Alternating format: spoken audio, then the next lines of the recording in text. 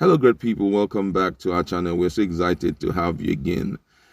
IPOB, via the instrumentation of Emma Powerful, have sent a very strong message to two state governors, and you will hear the content of the letter and the reason why they are specifically mentioning the names of these governors.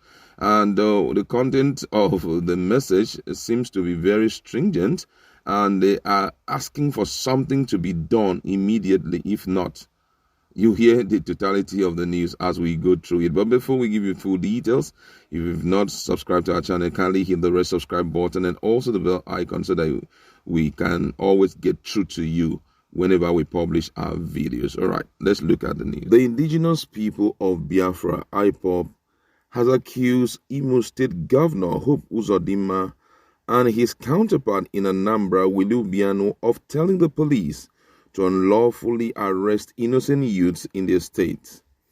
The group also accused security agents of abducting and hacking down Southeast residents and burning properties worth billions of naira in the region. According to the group, two female Biafra agitators, Choma Ibe and Idara Idoro, were abducted by the Joint Task Force of the Security Operatives in Abia and Anambra State, respectively.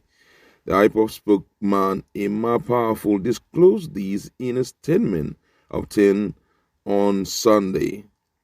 It has all been reported that Idara was arrested by the Department of State Services operatives for wearing an attire inspired by the Biafran flag to celebrate her birthday recently. Reacting, IPOB in a statement titled Southeast Governors must release all Biafran youths in detention in their state or face the wrath of the people. They vowed to unleash its wrath on the governors if they refuse to release the detained youths.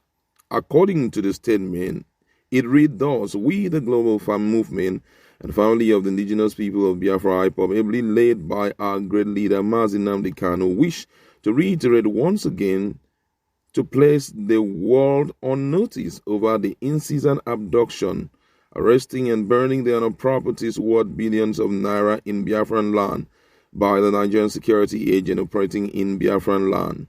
They have continued to arrest innocent Biafran, tagging them ESN and IPOB members just to hang them, while the real mass destroyer Fulani bandits are roaming freely on the streets. We strongly condemn the arrest of a lady in Mbowo, Imo State, whom we understand is to be wedded by December this year. What wickedness to keep a lady about to wed in detention for committing no crime other than being a Biafran. Can this be done to a Fulani? Yet our political elite sees no evil in this. Impunity is more in Imo and Anambra states. We therefore demand Governor Uzodinma and Obiano ensure the release of all Biafrans arrested and kept in detention by the Nigerian security agent in their respective states. We wonder if Southeast governors still have any modicum of shame in them. How do they pride themselves as governors when the Fulanis are busy clamming their youths into cell and also taking them out and burning down properties worth billions with impunity, yet they watch idly to do nothing? These docile governors, especially Uzodinma and Obiano, should brace themselves for the wrath of the people if they fail to secure the immediate release of all innocent Biafran youths illegally detained by the hypocritical Nigerian security agent in their state. Sahara reporter further said that, according to the statement, that they equally condemn several attacks in communities in Osu, Olu, Obowo of Imo, and Ihiala local government area in Imo and Anambra states. We are letting religious leaders and traditional rulers to call them to order before it gets out of hand, because IPOB won't continue to let them go scot-free unless they release those arrested in their different states. The Supreme Court Administrator of Imo State, Hope, is trying to see what IPOB will do to him, but let him wait for IPOB. We are coming for him. Some of the victims of these wickedness, barbarities, and impunity include Miss Choma Ibe from Abia State, who visited the fiance in her car but got arrested by security agents, and Miss Idara Idoro, who was abducted from Anambra State when she was doing her birthday party. Miss Choma Ibe was arrested yesterday by 3 a.m. in the morning at Amayi, Aka. The Joint Task Force went to their house looking for her fiance's house, but he was not around, and they took the lady to the SS headquarters office in Aka, and she is there now without doing anything. We need Obiano's family and associate to inform him to release these people in his state or get ready for the People's Road before he leaves office next year. The Department of State Services, DSS, with Joint Military Task Force raided Odenkwene in Obowo in Imo State in the early hours of November 13, 2021, abducted people with the support and encouragement of Supreme Court Administrator of Imo State, Uzodinma. They were shooting sporadically and people scrambled for safety. The number of casualties is yet to be ascertained, but resident and eyewitness narrated how the shooting took place and how the security took a palm wine tapper and an underage girl from the village of Odekwame in Obowo, Imo State. The palm wine tapper and other citizens abducted sustained injuries. Many buildings in the community were burned down during the attack by the Joint Task Force. This is a crime in the highest order. It can only happen in Biafran land, but enough is enough. If Southeast governors fail to sit up, then the people will no longer tolerate their docility in the protection of their subjects. And this has triggered a lot of reactions from, Nigeria caught across board. And we're going to be letting you know what Nigerians have to say about this. This problem is such a serious one, especially considering the fact that insecurity is growing every single day in Nigeria. And the military seems to give more concentration to what is happening in the southeast. Well, personally, I think that they didn't just move there by themselves.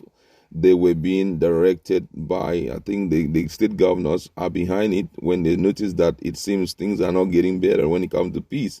In their state, they directed them to come down. But I think that at this point, for peace to reign, I think the state governors need to do the needful by telling security agency that it's okay, look at what is going on between Nnamdi Kanu and, and the federal government. They're trying to look at a political solution to put to rest the case that is ongoing right now. Religious leaders, monarchs, and even some senators are trying to work things out where they provide political solution to the issue of Mazi Nnamdi Kanu. And I feel that the governors also should see how they can tackle this situation via a political means, just to ensure that you are at peace with your people. Don't forget that this thing we're talking about here has a lot to do with so many people, and there's always a way out, especially if you enroute it through the monarchs.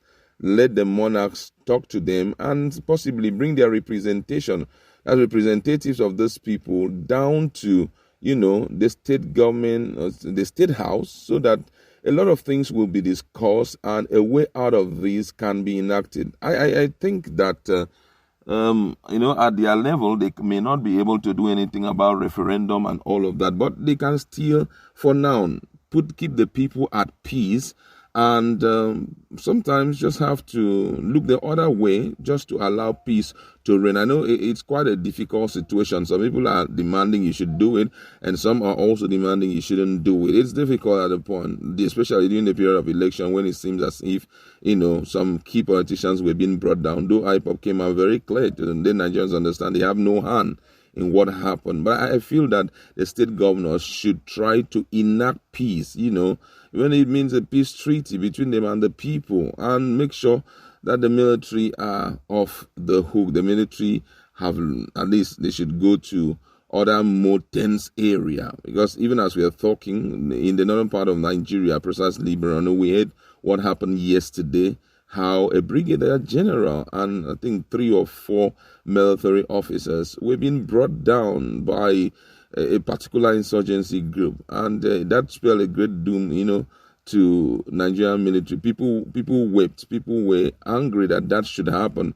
And I feel that we need more of these aggressive young men who are in the Southeast. We need them there to at least fight and give peace back to the people of Borno. They have been in under the smoke for too long. They have been facing these issues for too long, and I feel that that's where they need to go to. You understand? And I would like to leave it there. Go to our comment section